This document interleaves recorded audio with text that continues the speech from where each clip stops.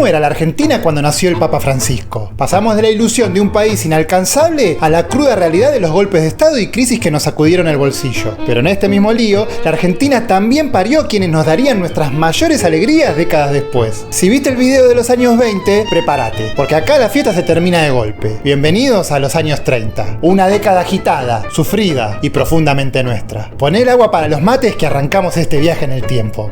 Año 1930. El 6 de septiembre de 1930, el general José Félix Uriburu encabeza el primer golpe de Estado cívico-militar de la Argentina del siglo XX y derroca al presidente Hipólito Yrigoyen. Con este hito se rompe el orden constitucional y se abre la puerta a lo que la historia bautizaría como la década infame, caracterizada por la inestabilidad política, la manipulación de las urnas y el uso de las Fuerzas Armadas como herramienta de recambio político. En medio de ese cimbronazo institucional, la pasión popular encontró su trinchera en el verde césped. Ese mismo año se juega el primer mundial de fútbol de la historia en la vecina orilla de Uruguay. La selección argentina deja el alma en la cancha, llega a la final y tras un partido durísimo donde perdemos 4-2 contra el local, nace finalmente la rivalidad futbolera en el Río de la Plata. Así, 1930 nos presenta la paradoja brutal que definirá el ADN argentino. Mientras que arriba la política nos deja gamba, abajo, en la calle y en la cancha, el pueblo siempre encuentra esa pasión que nos rescata de las crisis. Año 1931. Con el nuevo gobierno arranca lo que se conoció como el fraude patriótico. Tras el golpe de 1930, la dictadura convocó a elecciones en la provincia de Buenos Aires esperando ganar. Sin embargo, el resultado favorece el radicalismo. Ante este escenario, el gobierno de facto anula los comicios y normaliza la práctica de adulterar las urnas bajo el argumento oficial de estar salvando a la patria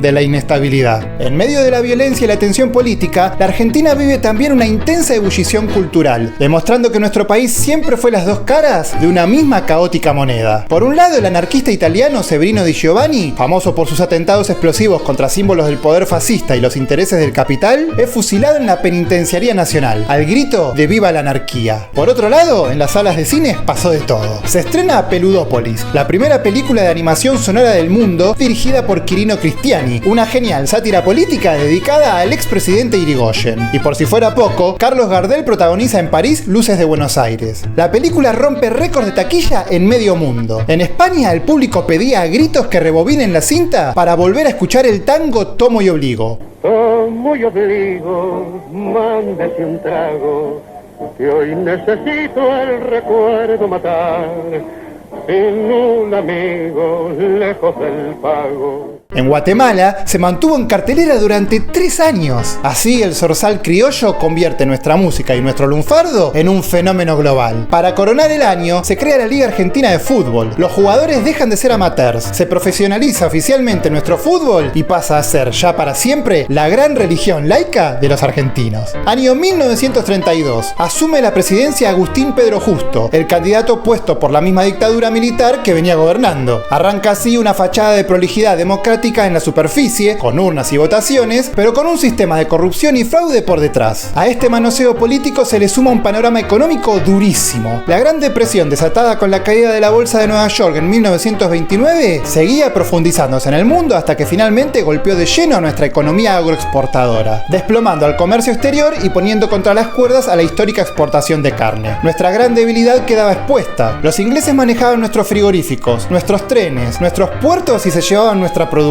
Estábamos acostumbrados a que nos compraran todo y de repente habían dejado de hacerlo. Nuestro modelo de país estaba atado de pies y manos a los intereses británicos. Año 1933. Con el agua hasta el cuello por la caída de las exportaciones, el gobierno manda a Londres al vicepresidente Julio Roca Hijo a firmar el Pacto Roca-Runciman, un acuerdo comercial que terminó siendo un escándalo histórico. El trato: los ingleses nos prometen seguir comprándonos una cuota mínima de carne, pero a cambio nos exigen un sometimiento total. Les regalamos el control de los transportes, de los frigoríficos y de las ganancias. De ese nivel de vasallaje colonial nace la famosa y dolorosísima frase de Roca Hijo ante la burguesía británica que les dijo: la Argentina, por su independencia recíproca, es desde el punto de vista económico una parte integrante del Imperio Británico. Éramos una colonia económica firmada de puño y letra. Pero mientras arriba nos vendían por monedas, abajo el país latía con otra fuerza. En medio de esta crisis durísima donde la economía se reconfiguraba, empezando a meter más intervención del Estado lado y obligándonos a fabricar acá lo que ya no podíamos importar, se estrena Tango, la primera película argentina de largometraje con sonido óptico, es decir, con el sonido registrado en la propia película, con gigantes como Tita Merello, Libertad Lamarque y Luis Sandrini.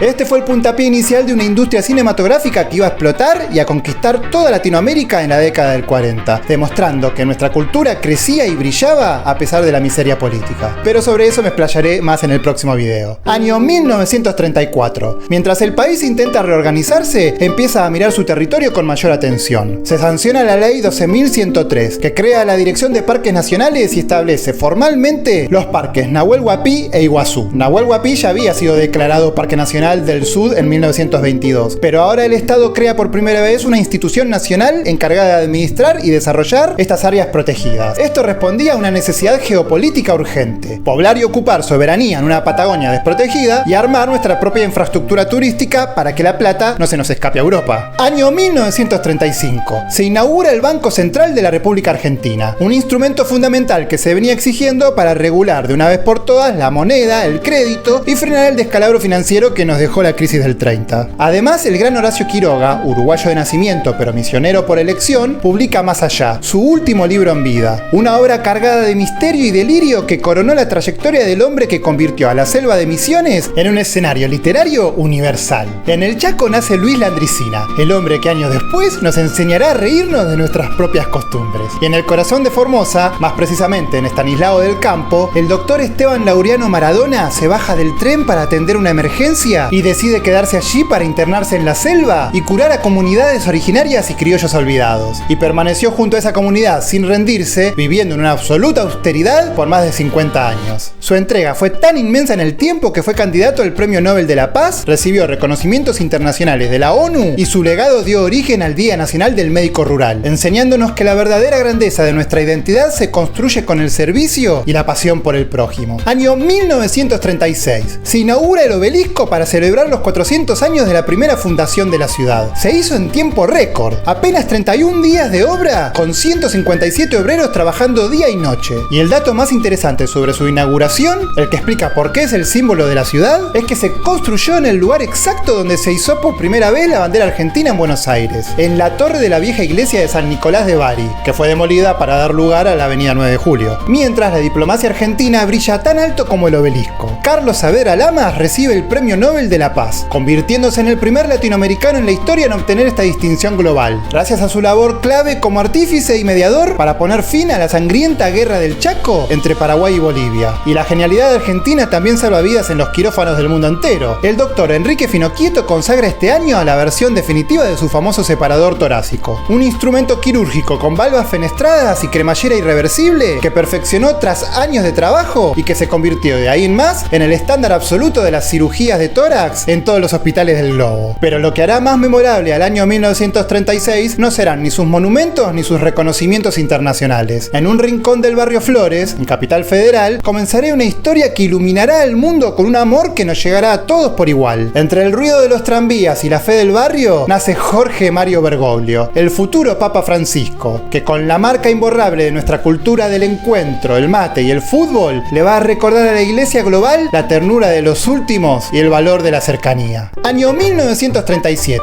Se celebran las elecciones presidenciales y gana Roberto Marcelino Ortiz. Aunque en los papeles hay un traspaso de mando, en la práctica el comicio es uno de los ejemplos más claros del llamado fraude patriótico. Ese mecanismo con el que el régimen conservador de la década infame se asegura el poder a fuerza de adulterar la voluntad popular. Pero mientras la política hacía de las suyas, se disputa la primera edición oficial del turismo carretera. Ángel Lobalbo gana el primer gran premio, dando el puntapié inicial a una categoría 100% 100% argentina, que hoy es la más antigua del mundo en actividad. El TC se convierte instantáneamente en un fenómeno federal, porque en esos años se corría a lo largo de todo el país, uniendo pueblos enteros mientras la gente los vitoreaba desde las banquinas y los montes. Año 1938. Este año nacieron dos mentes opuestas, dos tipos que cada uno a su manera y bien fiel a sus ideas nos llevaron a la gloria eterna años después: Menotti y Bilardo. En Rosario nace César Luis Menotti. El flaco llega al mundo para demostrar años más tarde que ganar no es lo único, sino que las formas y la identidad también juegan. Y ese mismo año también nace Carlos Bilardo. El doctor llega para imprimirle al fútbol la obsesión por el trabajo, la táctica milimétrica, la estrategia y la convicción absoluta de que el resultado y la gloria son sagrados. Dos veredas ideológicas distintas, pero con un punto de encuentro inquebrantable. Los dos dejaron absolutamente todo por la celeste y blanca, y esa entrega total es la que finalmente nos hizo campeones. Pero el fútbol no solo suma genios, también suma un templo. Se inaugura el Monumental. La casa de River Plate abre sus puertas en los terrenos ganados al río del barrio de Núñez, dejando atrás su vieja cancha de Alvear Italia en Recoleta, para convertirse en el estadio más grande del país, con una capacidad inicial para 65.000 hinchas, que con los años iban a ver desfilar las mayores alegrías de nuestra historia futbolera. Y por si fuera poco, el arte popular también se viste de fiesta. Se produce el debut cinematográfico de Nini Marshall, con la película Mujeres que Trabajan, donde la gran comediante ya deslumbra interpretando a su icónico personaje de Catita, ese espejo inolvidable de nuestra identidad. Año 1939. La tormenta de la Segunda Guerra Mundial se planta literalmente en nuestras costas. Todo el mundo mira hacia el Río de la Plata, donde el imponente acorazado alemán Graf Spee es acorralado por los británicos. Para evitar que caiga en manos enemigas, su propio capitán, Hans Langsdorff, lo dinamita frente a Montevideo y toda la tripulación termina refugiándose en distintos lugares de Argentina y Uruguay. La guerra, que parecía algo lejano, de golpe se convirtió en una realidad que nos rozó a todos. Pero el dolor más cercano golpea con el trágico final de Lisandro de la Torre, el gran fiscal de la patria. Desgastado hasta el hartazgo por la corrupción, el fraude impune y el asesinato de su amigo Enzo Bordaberry en pleno Senado, decide quitarse la vida. Sus biógrafos suelen sintetizar su desencanto con una frase demoledora que define el espíritu con el que se despidió de este mundo: he sido un hombre de ideas y he terminado por verlas derrotadas.